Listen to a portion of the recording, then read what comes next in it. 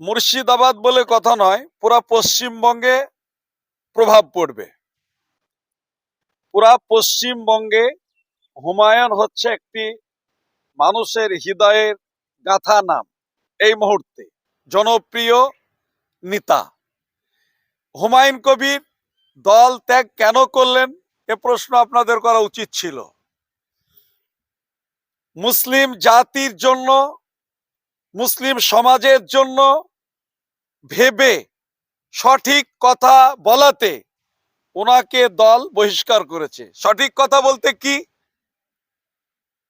মন্দির তৈরি করলে, মাননীয় মন্দির তৈরি করলে কোনো দোষ নেই, কিন্তু একজন মুসলমান এমএলএ সে একটা মসজিদ তৈরি করলে তার হচ্ছে দোষ।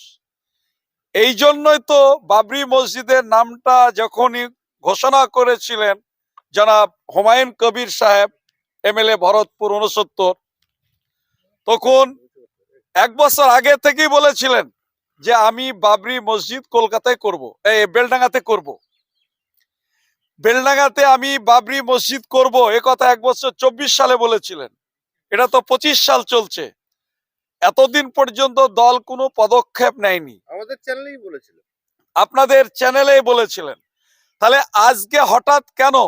তার কারণ হচ্ছে মসজিদ এরা চায় না, এরা মন্দির চায়। এই সরকারের কাজ হচ্ছে মন্দির তৈরি করো, খেলা মেলা কাজ করো, সমাজে বেকার ছেলেদের সমস্যা রেখে দাও, চাকরির দরকার নেই, এই সমাজে চাকরির দরকার নেই, শিল্পের দরকার নেই, কলকারখানার দরকার নেই। এগুলি সম্পর্কে মুসলমানরা চাকরি থেকে আজকে এই সরকারের আমলে, বামের আমলে 2% ছিল চাকরি, কংগ্রেসের আমলে ছিল 28%, আজকে সেটা 1%-এ নেমে এসেছে। সরকার মুসলিমদের জন্য বর্তমান সরকার চাকরি থেকে বঞ্চিত করেছে, মুসলিম ছেলেদেরকে শিক্ষা থেকে বঞ্চিত করেছে। কলম দেওয়ার দরকার ছিল এই সরকারের, কিন্তু মুসলিমদের হাতে বুম দিয়েছে। এই সরকার মুসলিম ছেলেদের হাতে কলম ধরিয়ে দেওয়ার দরকার ছিল, কিন্তু এই সরকার কলমের জায়গায় বুম দিয়েছে, মুসলিম ছেলেদের শিক্ষা থেকে দূরে রেখেছে। সমাজকে কোথায় নিয়ে গেছে একটু ভাবার দরকার আছে। মুসলিম সমাজকে আমি বলবো, এই সরকার আরএসএস এর ব্রেনে চলে, এই সরকার আরএসএস এর দুর্গা হিসাবে পরিচিত আছে। এই সরকার যখনই এই সরকারের ঊর্ধ্বতম কর্তৃপক্ষ শুনল যে জনাব হুমায়ুন কবির সাহেব বাবরি মসজিদের ভিত্তি স্থাপন করতে চলেছে 6 আগস্ট, দেখুন দেখলো 6 ডিসেম্বর, যখন দেখলো 6 ডিসেম্বর শিলান্যাস করতে চলেছে, তড়িঘড়ি স্টেজে উঠার আগেই 4 তারিখে 4 ডিসেম্বর স্টেজে যাওয়ার আগে আমাদের মাননীয় বিধায়ক হুমায়ুন কবির সাহেবকে দল থেকে সাসপেন্ড করলো। কি কারণ ছিল? মসজিদ, যে মসজিদের জন্য মুসলমানেরা পাগল হয়ে গেছে, মুসলমানদের দান চাইতে হচ্ছে না। এগুলি নেতা নেত্রী যারা আছেন পশ্চিমবঙ্গের, তারা অনুভব করছেন যে একজন জনপ্রিয় নেতা হুমায়ুন কবির বাবরি মসজিদে টন টন আপনার বালি চলে আসছে, সিমেন্ট চলে আসছে, রড চলে আসছে, ইট চলে আসছে, ইটের পাহাড় লেগে গেছে।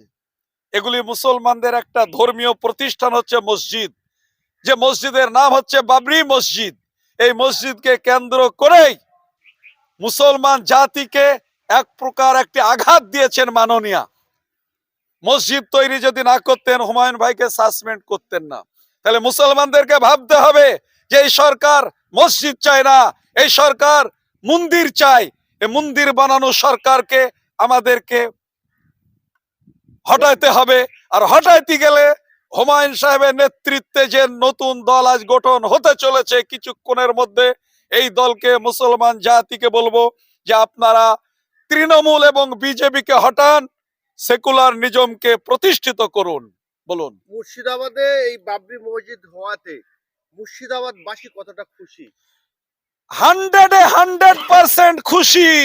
যারা সরকারের নেতা মন্ত্রী আছে যারা সরকারের চটি চাটা আছে তারা বাদ, জনগণ অত্যন্ত খুশি যে আমাদের সেই আবেগ পূর্ণ যে আবেগ ছিল হৃদয়ের মাঝে, বাবরি মসজিদ ধ্বংস করেছিল কর সেবকরা 1992 সালে 6 আগস্ট, 6 ডিসেম্বর।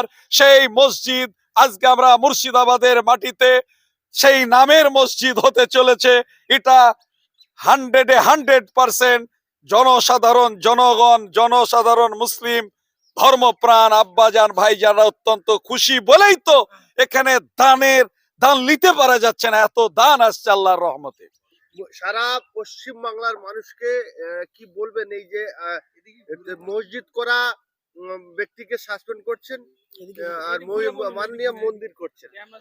আমি একটা কথা বলতে চাই, মন্দির যিনি করেছেন তাকে সাসপেন্ড করা আগে দরকার ছিল দলের।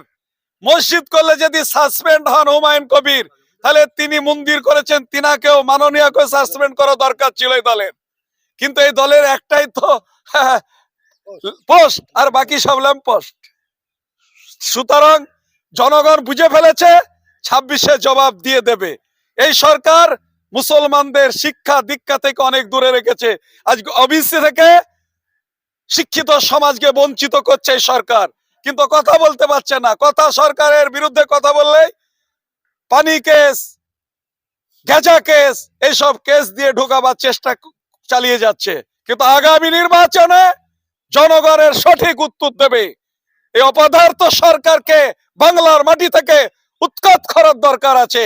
বিজেপি এবং তৃণমূলকে উৎখাত করে সেকুলার নিজমকে প্রতিষ্ঠিত করার জন্য প্রতিটি মানুষের কাছে আবেদন করছি। মুর্শিদাবাদে 70%-এরও বেশি মুসলিম সম্প্রদায়ের মানুষের বসবাস। সেই জায়গায় তৃণমূল কংগ্রেস কি 22টার মধ্যে কোন সিট উদ্ধার করতে পারবেন, জিততে পারবেন? না 22টাই? যদি মানুষের জ্ঞান থাকে, মুসলিম সমাজে যদি জ্ঞানী মানুষ বসবাস করেন, এই সুযোগ যদি মুসলিম সমাজের লোক হাতছাড়া করেন, তাহলে এখানে আরএসএস এর ব্রেনে পশ্চিমবঙ্গ আরো চলবে। সুতরাং মুসলমান যেখানে 77% মুসলিম, এখানে প্রতিটি মুসলমানের সজাগ হওয়া উচিত। তৃণমূল এবং বিজেপিকে বহিষ্কার করে মেলা দল আছে, সেই দলকে মুসলমানদের সমর্থন করা উচিত বলে আমি মনে করছি। সেকুলার নিজম দল করতে হবে। আরএসএস এর দুর্গাকে সমর্থন করছি না এবং করব না। আরএসএস কি বলছে আমার দেখার দরকার নেই, বিজেপি কি বলছে আমার দেখার দরকার নেই।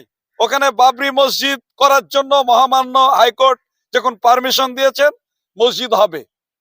আরএসএস, বিজেপি, বজরং, শিবসেনা যারা কর সেবক আছেন ভারতবর্ষের বুকে, তারা তো মুসলিম বিরোধী লোক। আর মোহন ভাগবত তো হচ্ছে দুর্গা মাননীয়া, মোহন ভাগবতের কাছে মাননীয়া তো দুর্গা। সুতরাং আরএসএস এর ব্রেনে পশ্চিমবঙ্গ চলে। মুসলিমদেরকে খুবই স্লো পয়জনে শেষ করে দেওয়ার চক্রান্ত চলছে পশ্চিমবঙ্গে। তাই আমি বলবো, চটি চাটাদের কথা লক্ষ্য না করে মুসলিম সমাজের উচিত 26-এ এর জবাব দেওয়া। রবি হাকিম বলুন, আখুজামান বলুন, হাফ প্যান্ট মন্ত্রী, ফুল প্যান্ট মন্ত্রী, কেউ ওয়াকফের ব্যাপারে মুখ খোলেননি। কেউ ওবিসির ব্যাপারে মুখ খুললে সাংবাদিকদেরকে পিছন ঘুরিয়ে চলে যাচ্ছেন।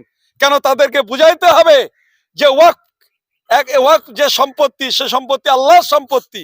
এই সম্পত্তি সরকার কেন হস্তক্ষেপ করবে? আমার কাছে প্রুফ আছে। এর আগে বলেছিলাম, রেজিনগর বলে একটি গ্রাম আছে, দুটো কবরস্থান খতিয়ান একে চলে এসেছে এবং তার মালিক হচ্ছে কালেক্টর অর্থাৎ ডিএম। আগামী দিনে কবরস্থানে মাটি দিতে গেলে ডিএম এর পারমিশন লাগবে। মুসলমানরা যদি জেগে ঘুমায় ঐতিহাসিক ভুল করবে। আমি হাফ মুসলিম সম্বন্ধে কোনো কথা বলতে রাজি না। যারা কালী পুজো করে, যারা দুর্গা পুজো করে, হাদিস এবং কোরআনের যদি আপনি আমাকে মশলা জিজ্ঞেস করেন বলতে পারবো, তাদেরকে ফের কলমা পড়ে মুসলমান হতে হবে। আরে এখানকার যত নেতা আছে চটি চাটা, তারা দুর্গা পুজো, কালী পুজো সব পুজো করছে, ইসলামিক কৃষ্টি কালচারকে বর্জন করছে। এই হুমায়ুন কবির তো বিজেপি গিয়ে মাথায় তিলক লাগিয়েছিলেন। হুমায়ুন কবির বিজেপিতে গিয়েছিল এই তৃণমূলের অত্যাচারে। তৃণমূল অত্যন্ত অত্যাচার করেছিল, এদের অত্যাচারিত হয়ে আশ্রয় নেওয়ার জন্য গিয়েছিল বিজেপির কাছে। বিজেপির কৃষ্টি কালচার যখন দেখেছে খারাপ, উনি একজন মুসলিম প্রেমিক মানুষ, ধর্ম প্রেমিক মানুষ, জাতির কথা ভাবেন বলেই দল তৃণমূল দলকে আপনার বহিষ্কার করেছে। যে কোটি 22টা এখানে এমএলএ আছে মুর্শিদাবাদের বুকে, তার মধ্যে বিজেপির আছে দুটো, বড়ুয়া এবং মুর্শিদাবাদ এই বহরমপুর, এই দুটো বাদ দিয়ে যে 20টা এমএলএ আছে তৃণমূলের, তার মধ্যে মুসলমান হচ্ছে বেশি, প্রায় 16-17টা আছে, হিন্দু আছে। কিন্তু এরা ওয়াকফ সম্বন্ধে একটা কথা বলেছে? মাননীয়া